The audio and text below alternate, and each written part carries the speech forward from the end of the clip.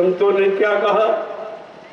गिरी बदरिया पाप की बरस रहे अंगार, संत न आते जगत में तो जर मरता संसार।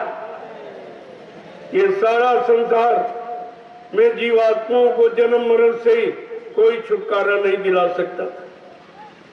अगर संत महापुरुषों ने दया न की होती, अपनी इच्छा से न आए होते, तो ये खुशहाली की दिन तुम्हें देखने को नहीं मिलती।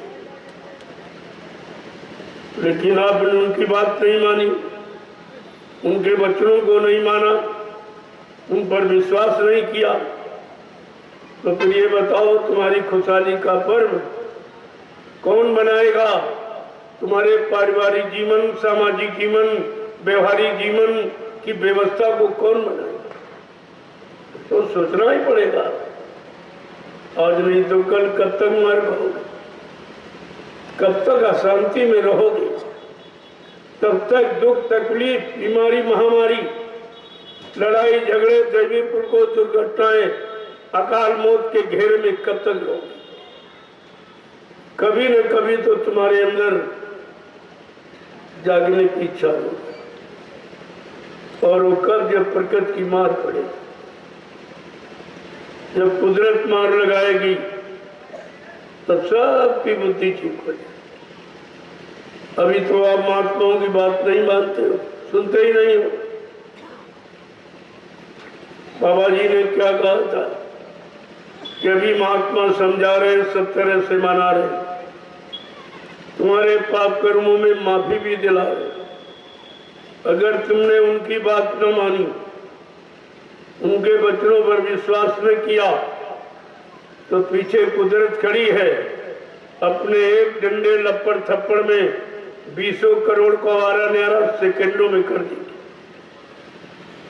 और जितने ये जिम्मेदार जिन्होंने ठेका लिया तुम्हारा, काले नीले पीले लाल हरे झंडे लिए, ये सब अपने अपने झंडों को फेंक कर, अगर तुम्हारे जय गुरु प्रभु नाम के झंडे के नीचे अगर ना जाए, तो इस बाबा को बाबा मत कहना। ये कितनी बड़ी बात है प्रेमियों, कितना बड़ा चैलेंज है, कितनी बड़ी प्रतिज्ञा है। लेकिन ये जीव बेचारा इतना परेशान है, इतना दुखी है, इतना निभिक है कि अच्छी सच्ची बात इसे समझ में आती है। एक तो कोई सच्चाई अच्छाई बताने वाला नहीं है, और बताने के लिए महापुरुष आए तो आपने उनकी सुनी नहीं, न मानी, न आपने उन पर विश्वास किया। तो आज ये दीपावली का पर्व सारे हिंदुस्तान में क्यों मनाया जाए? ये तमाम चिराग जलाने का क्या मतलब? 365 दिन होते हैं, 364 दिन आप एक चिराग जला के काम निकालते हैं, और एक दिन ये सैकड़ों चिराग, क्या मतलब इसका मतलब क्या है?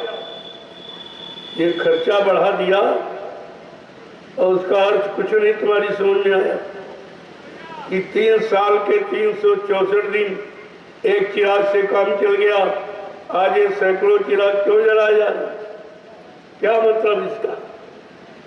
ये अखंड प्रकाश का प्रतीक है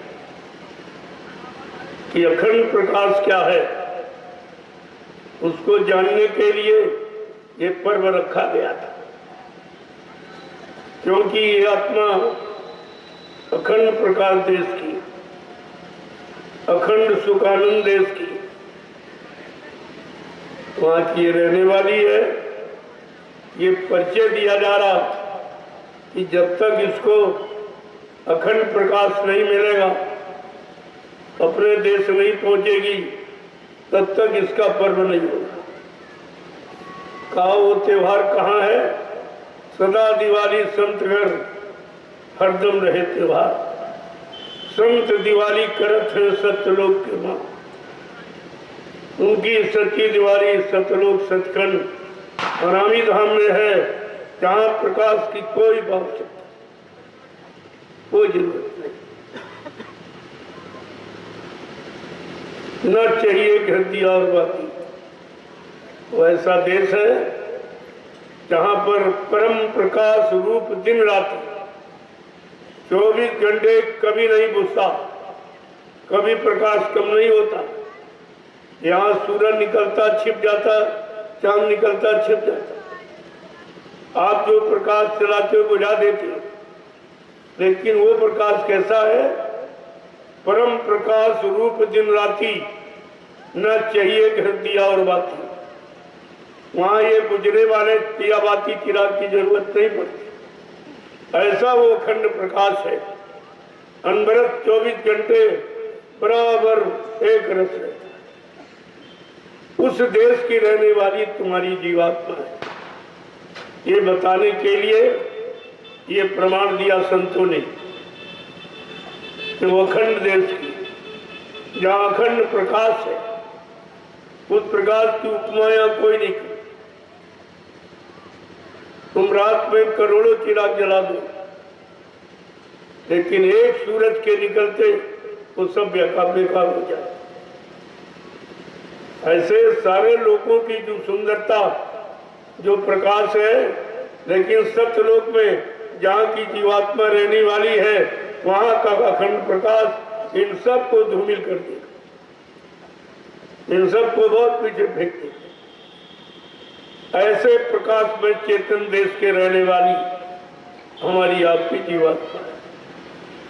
जब तक वो अपने प्रकाश में चेतन देश में नहीं पहुंचेगी, तब तक उसको सच्ची सुख शांति नहीं। उसका आनंद यहाँ नहीं है, उसका यहाँ सुख शांति नहीं है।